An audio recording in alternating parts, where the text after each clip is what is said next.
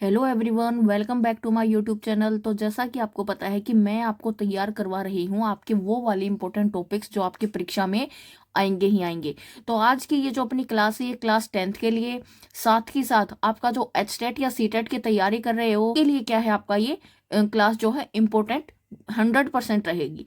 तो मैं उम्मीद करती हूँ कि मैंने यहाँ पर आपको क्विक रिवीजन के लिए क्या किया है, आपका केमिकल रिएक्शन एंड इक्वेशन का टॉपिक उठाया है। कई सारे बच्चों को या कई सारे लर्नर्स को ये डर रहता है कि केमिकल रिएक्शन तो मुझे समझ ही नहीं आएगी, कैसे इक्वेशन को बनाना है मैं तो समझ ही नहीं पाऊंगा या पाऊंगी। तो इसके लिए मैंने क्या किया है, आपके लिए शॉर्ट में पूरा का पूरा एक जो क्विक रिवीजन है, या जो आपका मैं बोलूँ कि एकदम से फटाफट आप हर एक चीज को अपने माइंड से कैसे रिवाइव कर सकते हो, उस लिहाज से आपका ये जो है ये लेक्चर तैयार किया है। तो देखिए, हम आज पढ़ेंगे किसके बारे में, केमिकल रिएक्शन एंड इक्वेशन को। ठीक है, आपकी वीडियो भले ही छोटी रहेगी लेकिन क्या है, एकदम 100% आपके काम आएगी। आप एक बार इसको देखिए, फिर खुद ही अपने आप को एनालाइज करके मुझे बताएंगे कि आपको ये कितना क्लियर हुआ है। और आपका यहाँ पर टॉपिक हम शुरू करते हैं केमिकल रिएक्शन से। तो सबसे पहले क्वेश्चन बनता है कि what do you mean by chemical reaction, कि केमिकल रिएक्शन से आप समझते क्या हो। ठीक है, तो अगर मैंने आपके सामने कोई भी एक जो चीज है रख दी सामने, मैं बोलती हूँ कि मेरे को बताओ कि कैसे आपका जो केमिकल रिएक्शन है वो वहां पर हुआ है। तो देखिए, हम कैसे बताएंगे कि केमिकल रिएक्शन क्या है, एक तरीके का प्रोसेस है। ठीक है, यहां पर होता क्या है, where the new substance with new properties are formed, जहां पर आपका नया सब्सटेंस बनेगा और जो नया सब्सटेंस बनेगा उसकी प्रॉपर्टीज भी क्या रहेंगी, नई रहेंगी। यानी कि पुराने वाले से जो नया बना है उसकी प्रॉपर्टी क्या रहेगी, एकदम से अलग रहेगी। अब जब भी आप केमिकल रिएक्शन कराते हो तो आपके पास कुछ ना कुछ तो होना चाहिए जो रिएक्ट करेगा। तो वहां पर आपके पास रहता है क्या, एक तो रिएक्टेंट, दूसरा क्या रहता है, प्रोडक्ट।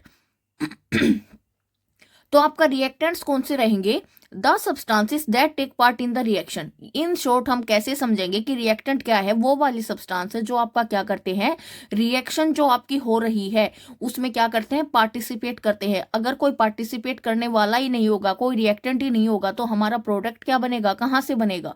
क्लियर हुआ। अब जब रिएक्टेंट क्या करेंगे, आपका रिएक्शन करेंगे, तो कुछ ना कुछ उसका रिजल्ट भी निकल के आएगा और वो रिजल्ट आपका क्या होगा, प्रोडक्ट होगा। तो इन शॉर्ट आप प्रोडक्ट को क्या बुला सकते हो, द न्यू सब्सटेंस फॉर्म्ड, कि जो नया सब्सटेंस आपका बना है वो ही क्या है, आपका प्रोडक्ट है। अब मेरा अगला क्वेश्चन आपसे बनता है कि आपको कैसे पता लगेगा कि आपका जो रिएक्शन है वो हुआ भी है या नहीं। तो इसके लिए आपको कुछ एक साइन है वो देखिए। अब अपना क्वेश्चन क्या था, how do we know that, हमें कैसे पता लगेगा दैट ही रिएक्शन हैपेंड, कि आपका जो रिएक्शन है वो हुआ है। देखिए, इसके लिए आपको कुछ एक साइन दिए जाएंगे, वो कौन कौन से होंगे, आपको चेंज इन स्टेट देखने में मिलेगा। जैसे अगर आपने रिएक्टेंट को डाला था सॉलिड स्टेट में और आपको प्रोडक्ट में क्या मिला है, एक्वस सॉल्यूशन मिल गया या प्रेसिपिटेट फॉर्म में मिल गया। ठीक है, या मान लो आपको लिक्विड स्टेट में मिल गया, तो यानी कि चेंज इन स्टेट आपका क्या है, एक साइन हो सकता है। सेम आपका चेंज इन कलर भी एक साइन हो सकता है। सेम आपका इवोल्यूशन ऑफ गैस भी एक वहां पे आपका साइन हो सकता है। अगला आपका चेंज इन टेम्परेचर भी क्या हो सकता है, आपका एक साइन हो सकता है। तो इस तरीके से आप कैसे पता करोगे कि या तो स्टेट में चेंज होगा या कलर में चेंज होगा, या आपका जो इवोल्यूशन ऑफ गैस है वो आपको दिखाई देगा, या क्या होगा, आपका जो टेम्परेचर उसमें चेंज होगा। तो ये कुछ एक आपके क्या है, ऐसे साइन है जो आपको क्या मतलब दिखाएंगे कि आपका जो केमिकल रिएक्शन वहां पर हुआ है।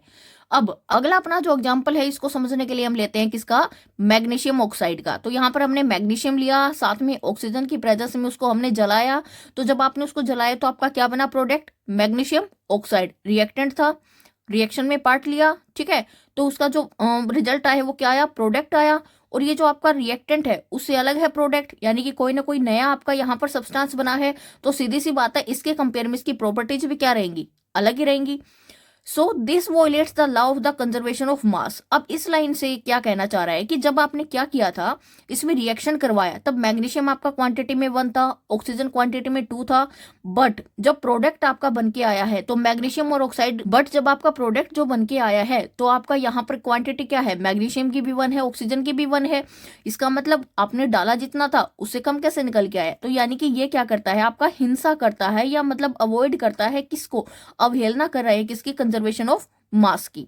जो लॉ आपने पढ़ा था 9th क्लास में, ये उसको फॉलो नहीं कर रहा, और ऐसा हो ही नहीं सकता, ऐसा पॉसिबल ही नहीं है कि आप इस लॉ को फॉलो ना करा पाओ, क्योंकि हर एक चीज यानी कि आपका ये जो law of conservation of mass है, ये क्या बोलता है कि मास can neither be created nor be destroyed, कि ना तो आप मास को बना सकते हो ना ही उसको डिस्ट्रॉय कर सकते हो। सो आपको क्या करना पड़ेगा, इस लॉ को फॉलो कराने के लिए आपको इस इक्वेशन को बैलेंस करना पड़ेगा, ठीक है। To balance it we use the hit and trial method. इसके लिए आप कौन सा जो मेथड अप्लाई करोगे, हिट एंड ट्रायल।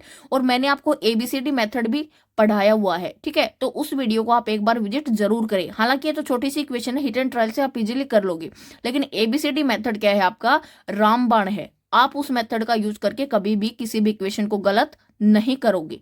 सो इसको हमने बैलेंस कर लिया। देखिए इधर अपना मैग्नीशियम 1 था, इधर ऑक्सीजन भी 1 था, इधर मैग्नीशियम 1 है, तो मैग्नीशियम दोनों क्या है, इक्वल है, कोई दिक्कत नहीं। दिक्कत कहाँ पे आ रही है, ऑक्सीजन पे। तो अगर इधर ऑक्सीजन 2 है तो इधर ऑक्सीजन को 2 करने के लिए मैं क्या करूंगी, यहाँ पर 2 से मल्टीप्लाई कर दूंगी, तो मेरा मैग्नीशियम भी क्वांटिटी में 2 आ जाएगा, ऑक्सीजन मेरा बैलेंस हो गया। अब इधर ऑक्सीजन 2, इधर 2, इधर मैग्नीशियम 2, बट इधर 1 है, तो इसको मैं क्या करूंगी, 2 से मल्टीप्लाई कर दूंगी, तो अब मेरा इक्वेशन क्या बन गया, एकदम से बैलेंस हो गया है। क्लियर हुआ। अगला मेरा पॉइंट बनता है कि टाइप्स ऑफ केमिकल रिएक्शन। आपका जो केमिकल रिएक्शन है उसके कितने टाइप होते हैं। अब आप बड़े ही डिटेल में पढ़ चुके होंगे ऑलरेडी अपनी अपनी क्लासेज में, अपने अपने स्कूल में, बट हमें क्या करना है, क्विक रिवीजन करना है, जो एग्जाम के पॉइंट ऑफ व्यू से आपका काफी इंपॉर्टेंट है। तो उसके लिए देखिए, पहला आपका टाइप क्या है, कॉम्बिनेशन रिएक्शन।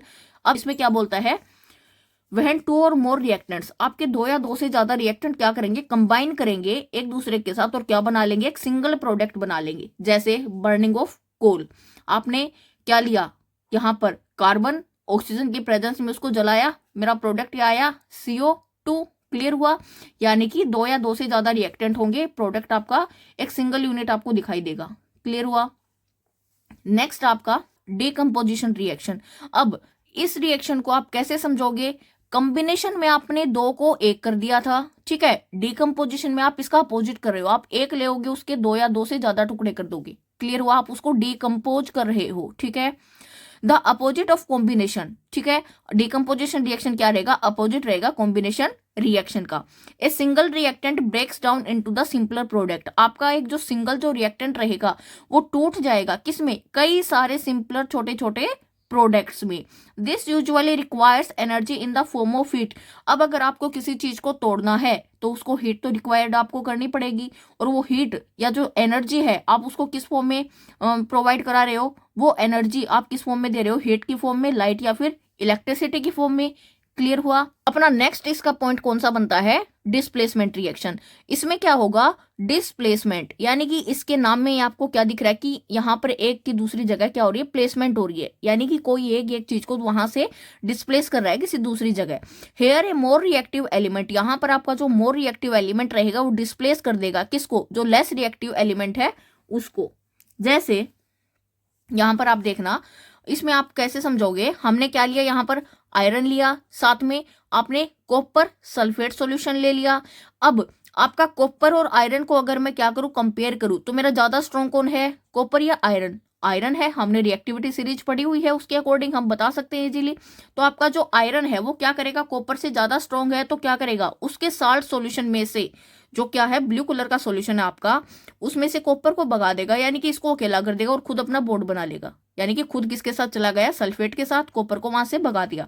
तो आपका क्या बना product, FeSO4 iron sulphate plus copper. Clear हुआ।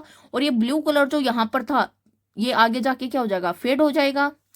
अगला आपका टाइप बनता है कौन सा, डबल डिस्प्लेसमेंट रिएक्शन। यहाँ पे क्या होता है, आपका एक्सचेंज होता है आयंस का, किसके बीच, बिटवीन द रिएक्टेंट, यानी कि जो रिएक्शन में पार्टिसिपेट कर रहे हैं उनके बीच में क्या हो रहा है, यहाँ पर आयंस का एक्सचेंज हो रहा है। दिस ऑफन फॉर्म से प्रेसिपिटेट, और इस रिएक्शन में जहां पर आपका डबल डिस्प्लेसमेंट रिएक्शन हो रहा है ऑलमोस्ट आप क्या देखोगे, आपको प्रेसिपिटेट बने हुए दिखाई देंगे। प्रेसिपिटेट है क्या, एक इनसोल्यूबल सॉलिड आपका बन जाता है, जो आपको इजीली क्या रहता है, विजिबल रहता है। ठीक है, जैसे आपने क्या लिया, Na2SO4 लिया, सोडियम सल्फेट लिया, एक्वस सॉल्यूशन है, आपने बेरियम क्लोराइड लिया, एक्वस सॉल्यूशन है, आपका प्रोडक्ट क्या बना, डबल डिस्प्लेसमेंट, यानी कि ये इसको डिस्प्लेस करके इसके साथ बॉन्ड बना लेगा और ये इसको डिस्प्लेस करके इसके साथ बॉन्ड बना लेगा, तो आपका BaSO4 और क्या बन जाएगा, NaCl। क्लियर हुआ।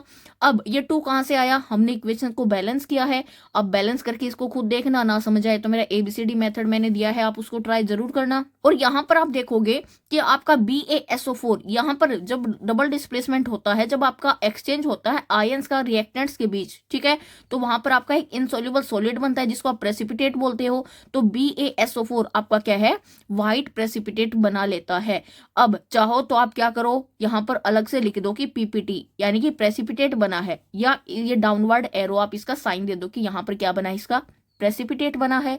अगला आपका टाइप रहता है रिडॉक्स रिएक्शन, यानी कि रिडॉक्स रिएक्शन आपका क्या रहेगा, जिसमें आपका ऑक्सीडेशन और रिडक्शन दोनों तरीके से क्या होता है, आपका जो रिएक्शन है वो बनता है। देखिए ऑक्सीडेशन में क्या रहता है, आप ऑक्सीजन को गेन करते हो, या कैसे समझ सकते हो, हाइड्रोजन को वहां से लॉस करते हो, ठीक है।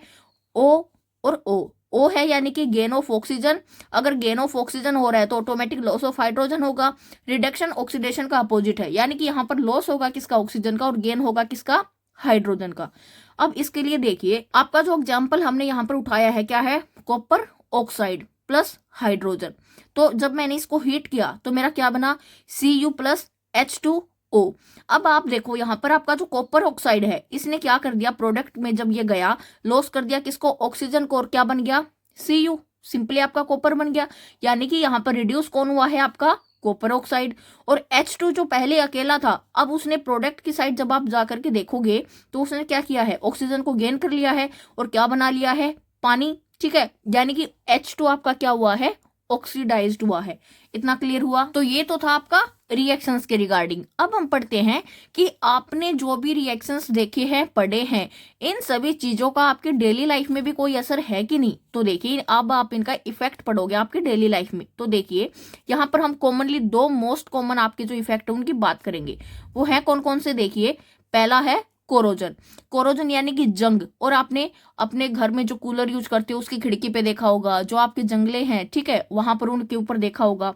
When the metal are attacked by the moisture, ये आपका कोरोजन फॉर्म कब होगा, बनेगा कब, जब आपका जो आयरन मेटल है वो अटैक उसके ऊपर हो जाएगा, किसका, मॉइस्चर का या किसी भी एसिड का, ठीक है।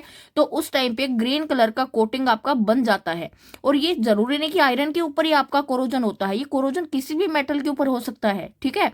तो आपने अब कोरोजन जो है, अगर हमने आयरन पे रस्टिंग पड़ा हुआ है ना, तो एक तरीके का क्या है, उसका कोरोडी हो रहा है आपका जो आयरन है, मेटल है वो। यहाँ पर आप किसका एग्जाम्पल और ले सकते हो, जैसे आपका कॉपर का जो ग्रीन कलर की कोटिंग आपकी बन जाती है, वो ब्राउन कलर की कोटिंग की अगर हम बात करेंगे तो किस पे फॉर्म होती है, आयरन के ऊपर होती है, और उसको आप क्या बोल देते हो, रस्टिंग बोल देते हो। तो वो भी क्या है आपका एक तरह का जो मेटल है आपका आयरन, वो कोरोडी हो रहा है।